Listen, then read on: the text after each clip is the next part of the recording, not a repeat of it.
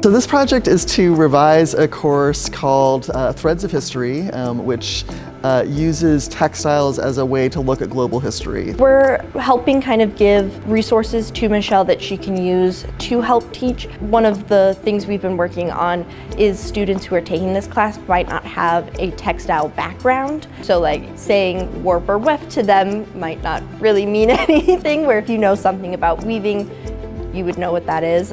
So helping find textual evidence that explains everything in detail, but also in kind of basic terms, and then finding examples that can aid in learning.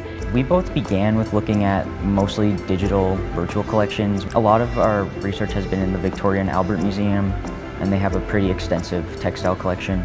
And then I went on a little field trip the other week to the Putnam in Davenport, where I looked at Egyptian linens from like mummy wrappings.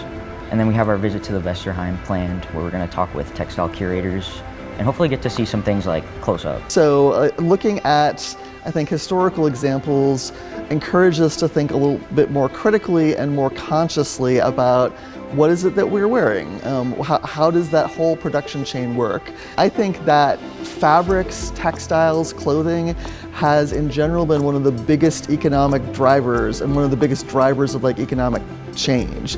The Industrial Revolution came about in part because people wanted to be able to make more textiles faster, and that has just started a process that has accelerated right up until 2026.